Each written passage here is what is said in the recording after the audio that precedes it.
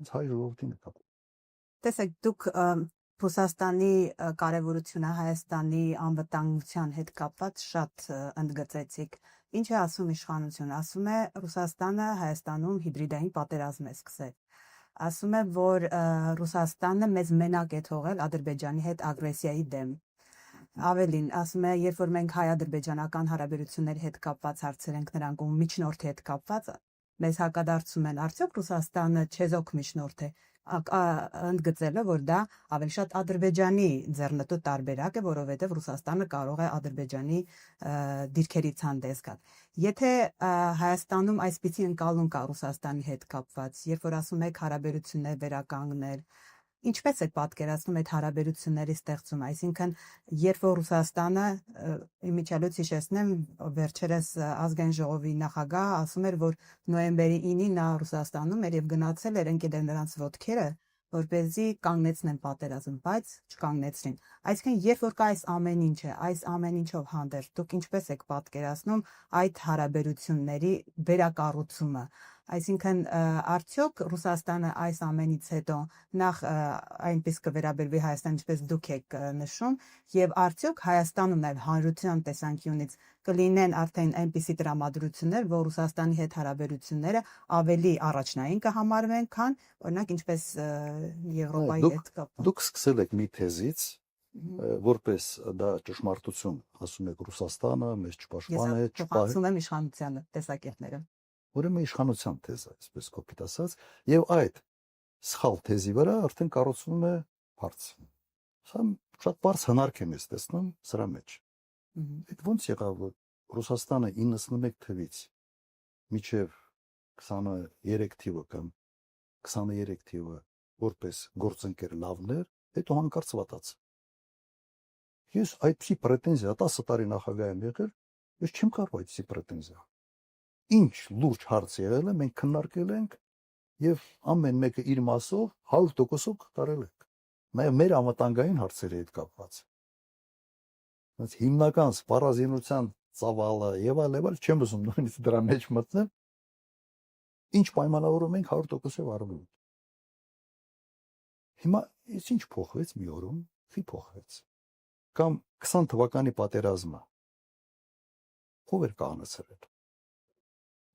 Հասկանաք ում միջնորդությունն է։ Ես գիտեմ ինչ դժվարությամբ են դա արվել։ Հոկտեմբերի 18-ին 20 թվականին ով էր առաջարկել, ով էր կաղնեցնում, մենք հրաժարվեցինք, չէ՞։ Մենք շատ հստակ մեր Հայաստանի վարչապետը ասեց չէ կկռվենք, չեն կա։ Որ իրեն դավաճան չասի։ Դա էլ են գցում ռուսի գրպանը։ Դե լավ, հերիք ենք։ Այդ աստիճանի մենք բան չպետք է մանիպուլյացիա ենթարկվելու, ուղղակի ոչ արդար է։ Ну, բացի արդարությունից միգուցե քաղաքականության մեջ արդարություն բառը այդքան լավ չի, բայց ոչ արդար է, ոչ էլ համապատասխանում է իրականությանը։ Խի ամեն ինչը փոխվեց։ Որովհետև մենք համարել ենք, որ Ռուսաստանը 2000 խաղապահն է Ղարաբաղում, այն դու այն Ղարաբաղը, այն Ադրբեջանը։ Գնացեք իրար ոնց ուզում եք պայմանավորենք, ես ձեռքերս լվանում եմ, ես ստանում եմ աշխարհակահաղական խաղերի ազատություն, ինչ ուզում անում եմ։ То есть սա չի կարող անհետևանք չլինի։ Ռուսաստանն էլ այդ պարագայում պետք է մտածի։ Այս Հայաստանը ոնց որ ուրիշ տեղ է գնում, մեր գործընկերը չի, նա փորձենք Ադրբեջանի հետ մեր հարաբերությունները ավելի խորացնենք, որ այս տարածաշրջանում մեր ներկայությունը չկորցնենք։ Շատ բնական, այսպես ասենք, ազգային իրենց պետական շահերից բխող քայլեր են անում։ Մեզ դուր չի գալիս։ Մենք էմոցիոնալ սկսում ենք բանանալ, մենք ինքներս մեզ չենք նայում, ասում ենք լավ, պատճառը հետևանքային կապը ո՞րն է։ Սկզբից ինչ է եղել, հետո ինչ է եղել։ Հիմա այստեղ ավելի շատ ոչ թե ճշմարտության հարց, ավելի շատ իրենք կեղծ թեզ են առաջ բերում եւ ամբողջ քարոզչա մեքենան փորձում են այդ ուղղությամբ աշխատացնել։ Հիմնական նպատակը Ռուսաստանի նկատմամբ սերմանել անվստահություն։ Հակառուսական տրամադրություններ զարգացնել այստեղ։ Հիմա դա ում է պետք այսօր։ Մենք տեսնում ենք, չէ՞, որ աշխարհում մեկ փորձում են դա անել ու հաջողության չեն հասնում։ Դե ասում են հապկը չեկավ մեզ օգնության, Ռուսաստանը դիրքորոշում չհայտնեց, որ օկուպացրեցին մեր տարածքները։ Այ հապկի նկատմամբ ես իրա վերաբերմունքը նաև հրապարակային է ասել։ Հապկի երկրների հետ, բոլորի հետ Ադրբեջանի հարաբերությունները ավելի լավն են, քան Հայաստան։ Հապկով չի, որ մենք պետք է այդ հարցը լուծեինք։ Մենք հայ-ռուսական հարաբերությունների շնորհիվ պետք է այդ հարցերի լուծումը տայինք։ Էստոնիայից այսօր շատ խոսացինք, Էստոնիան 1 միլիոնանոց երկիր է, 1.200.000։ ՆԱՏՕ-ի անդամ։ Այդ բարձ չէ, որ ՆԱՏՕ-ի ողնաշարը Միացյալ Նահանգներն է։ Ո՞նքի ողնաշարն է։ Եվ եթե անվտանգային հարց է դա, Էստոնիան չի գնում Լատվիայի հետ քննարկի կամ ֆինների հետ։ Էստոնիան այդ հարցը պետք է քննարկի Միացյալ Նահանգների հետ։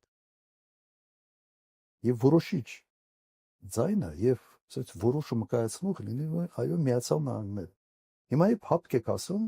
ասած մի անգամից այդ Լուկաշենկոյի պատկերն են կապվում հապկի հետ, հապկը մեզ չօգնեց։ Դու հապկի ողնաշար երկրի հետ դու այդ հարաբերությունները փչացնում ես, հետո ասում ես ապ գլխի չօգնեց։ Գլխի դեպք։ Դու ինքդ ասում ես սարի համար ես չեմ կռվելու։ Դեպքը պատահեց այդ սահմանի վերաբերալ, ասում ես հապկը ինձ չօգնեց։ Հապկը օգնելու համար ամենանդեպս պրոցեդուրա պետք է լիներ եւ 1-2 ամիս պիտի տևեր։ Հիմա դու պիտի մի 2 ամիս կռվեիր,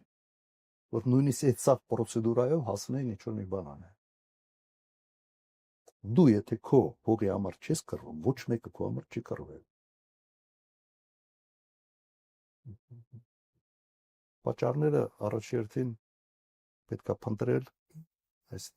Տապան Քոչարյան, Ռուսաստանը որևէ կերպ այս ամբողջ իրավիճակում մեղքի բաժին չունի։ Մեղքի բաժին գիտեք, երևի